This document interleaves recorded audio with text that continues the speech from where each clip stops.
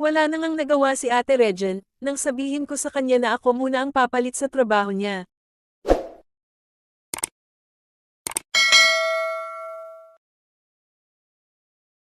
Wala na ngang nagawa si Ate Regine, nang sabihin ko sa kanya na ako muna ang papalit sa trabaho niya. Matagal ang naging usapan namin bago ko siya napapayag. Wala rin kasi kaming sapat na ipon dahil sa bahay at pagkain lang napunta ang pera ni Ate Regine, gusto kong bumawi sa kanya. Ipinakilala ako ni ate sa manager at sa may-ari ng bar. Pero usapan nila ni Ate Regine ay waitress lang ang magiging trabaho ko. Pumayag naman ang manager at sa gabing iyon ay magsisimula na ako. Inihatid ko na si Ate Regine sa bahay at ako naman ay naghanda na para bumalik sa bar 4 PM na kasi kaya dapat bago mag-anim na ay naroon na ako. 6 to 6 AM ang duty ko sa bar gaya ni Ate Regine. Siya rin ang nag-ayos sa akin ng damit ko maging ng makeup ko. Humanga pa nga siya nang matapos ako nitong ayusan. Mariposa, seryoso ka ba na doon ka papasok? Pwede ka pa umatras, sayang ang ganda-ganda mo, hindi ka bagay doon, babastasan at hindi ka lang gagalangan ng mga lalaki sa loob lalo na sa labas kapag nalaman nila na sa bar ka pumapasok. May pag-alalang wika ni ate sa akin. Oo ate, payag na ako sa trabaho ko at isa pa diba na pag-usapan na natin ta. At saka ate, kailangan natin ng pera, wag mong isipin ang mga taong nasa paligid ko o paligid natin. Walang perpekto, lahat tayo nagkakasala, ito lang ang choice natin para mabuhay. Wala akong pakialam sa kanila basta ako magtatrabaho peren. Sagot ko dito. Haze, sana nasa school ka ngayon hindi sa bar, malungkot na antag nito. Ate please, pwede ba tigilan na natin ta, para sa atin ang gagawin ko para sa magiging anak mo. At isa pa, wala naman talagang dapat itago sa akin, alam mo yan dahil kinuha na lahat ng demonyong amain ko. So ano pang itatago ko? Nakangisi ngunit may galit sa isip ko. Sige na, pumasok ka na, mag-ingat ka doon, okay? Ani ate nang ihatid niya ako sa labas ng bahay. Tumanggo lang ako sa kanya pagkaalis ko sakay ng tricycle. Alas 5:45 nang makarating ako sa naturang bar kung saan ako magwo-work. Yayamanan ng bar dahil malaki ito at malaki raw ang bigayan ng tip. Higit pa roon, mga mayayamang tao ang pumapasok sa loob para uminom or maghanap ng aliw. Pagpasok ko sa loob ay sinalubong agad ako ng manager namin. Bakla siya at napanganga rin siya tulad ng kapwa ko babae sa loob nang makita ako. Wow! Ikaw, iyong bago, ang ganda mo naman, sure ba na dito ka talaga magtatrabaho? USISA ng isang babae na halos kaedad ko lang. Ah, oo, ako ang kapalit ni Ate Regine. Nahihiyang sagot ko. Ikaw pala, ang ganda mo, di ka bagay dito pero ikaw rin naman ang masusunod. Segunda naman ng isa, hoy, kayo magsitahimik nga kayo. Mas okay nga iyon no, para mas mabente tayo sa alak dahil may maganda tayong bago ngayon, tiyak akong marami ang kukuha sa kanya para eatable. Sambit ng bakla na manager namin.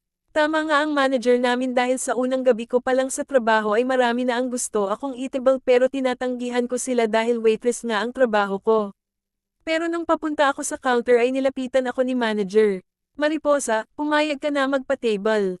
Wala ka naman gagawin kundi nakipag-usap at makipag-inuman kapalit ng pera, malaki ang bigayan doon, wala namang mangyayari eh. Pang-iiganyo ng bakla sa kanya. Napilitan si Mariposa lalo na nung sabihin sa kanya ng manager na 3K raw ang mapunta sa kanya kapag nagpa-table siya. Malaki na iyon at makadagdag sa ipon. Sa madaling salita, 3K sa isang makatable niya at kung ilan ang makatable niya ay ganun rin ang doble ng perang kikitain niya. Wala pa sa sahod niya bilang waiter. Isang matandang lalaki ang nakipag-table sa kanya pero halatang mayaman. Unang kita pa lang sa kanya ay gusto na nitong sunggaban si Mariposa, subalit nagpaalala ang manager na bawal iyon. Ang usapan nila ay uupo lang si Mariposa, mag-uusap sila at iinom sa halagang 5,000 pesos. Kapag ita-takeout naman daw si Mariposa ay 20,000 pesos all-in na. Nakipag-inuman nga ako sa matandang customer namin. Halatang mayaman talaga ito dahil mamahaling alak ang ino-order at pinaiinom niya sa akin. Sa una ay ayaw ko ng lasa dahil unang beses ko pa lamang makatikim ng alak pero kulaw na ay nagustuhan ko na rin. Tinatanong ako ng matanda kung ano raw ang pangalan ko at sinabi ko naman. Pero habang nagtatanong pa ito ay naramdaman ko ang kamay niya na gumagapang sa aking hita. Nabigla ako kaya nasample ko ito, wala sa oras dahil mukha ng amain ko ang naalala ko. Mabuti na lamang at hindi nagalit sa akin ang matanda sa ginawala ko. Tumawa lang ito ng mahina at siya rin ang kusang nag-sorry sa akin. Oh, baguhan ka nga talaga sa ganito. Bakit dito mo napiling magtrabaho? Di ka bagay dito. Panimula ng matanda. Wala na akong pamilya. Tugon ko naman. Kung papayag ka, sumama ka na lang sa akin at mamuhay bilang reyna sa bahay ko. Lahat ng gusto mo ibibigay ko basta paliligayahin mo lang ako. Diretsahang wika nito. Sorry sir pero wala sa isip ko ang mag-asawa ng matanda. Seryosong sagot ko. Hahaha. Just kidding iha. Nagbibiro lang ako. Biu aalis na ako. Ito pala ang tip mo at bayad ko sa mga nainom ko. Alam ng matanda sabay lapag ng 5,000 pesos maliban sa inabot niyang 10,000 sa akin. Masaya ako kasi malaki ang natanggap kong tip. Pero kalaunay nalungkot rin dahil hindi na ako iba sa mga babaeng naging bayaran. Patuloy lang ako sa aking trabaho hanggang sa tuluyan ng nanganak si Ate Regine Pablio Evangelista. Mas kakailanganin ko ng dobleng pera lalo na at kailangan operahan si ate dahil may sakit siya sa puso. Wala nang ibang tutulong sa kanya kundi ako lang. Ako na mismo ang humingi ng trabaho kay manager na pagbigyan niya ako para mas malaki ang kikitain ko.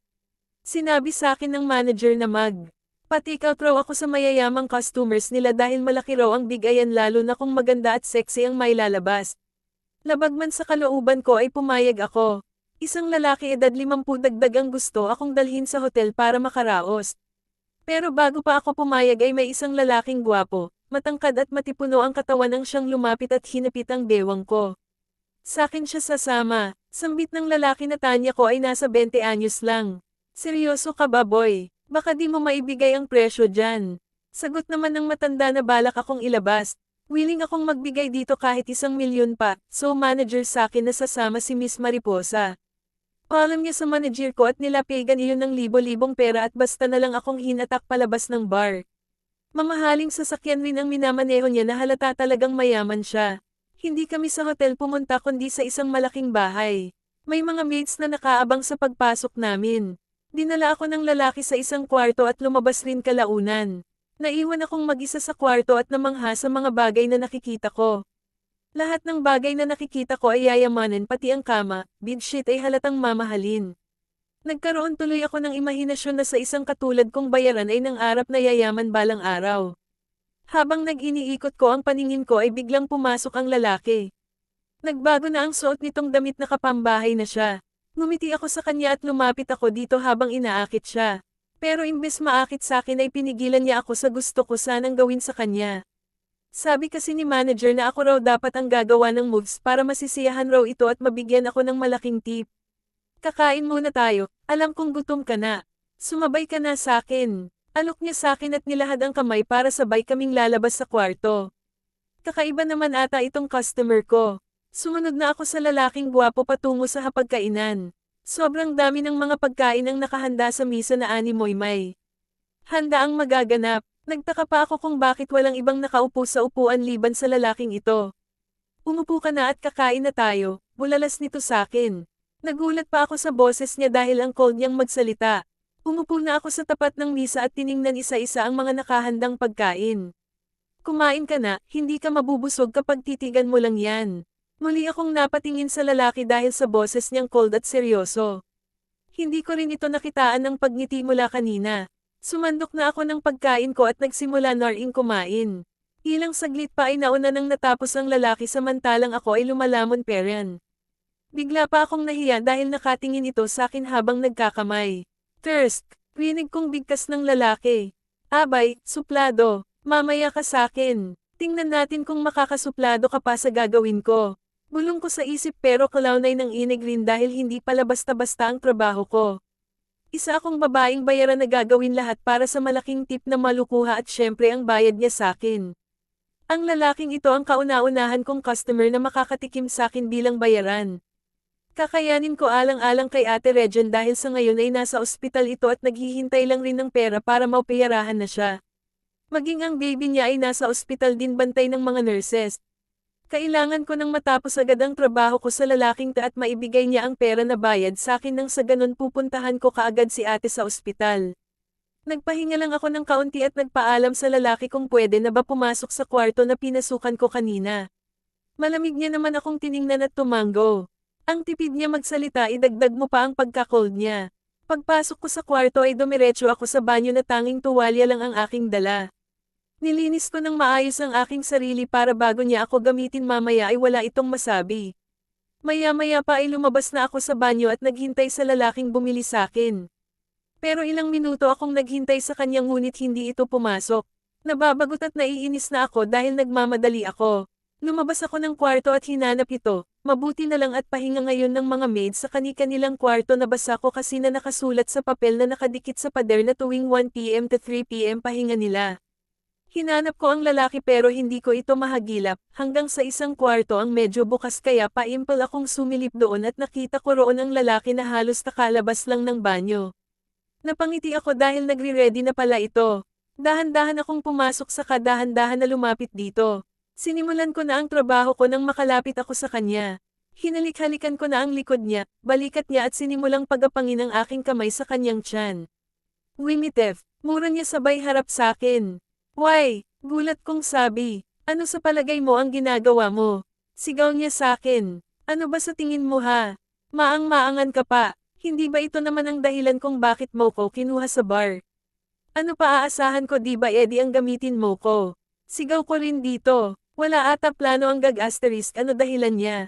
Kinuha niya lang ako doon at dinala dito na wala naman palang balak makipag-ano sa akin sinayang niya ang oras ko na sana doon sa matanda nagkapera na ako. Bumalik ka na sa kwarto mo. Inis niyang turan at akmang babalik ng banyo nang sigawan ko ito.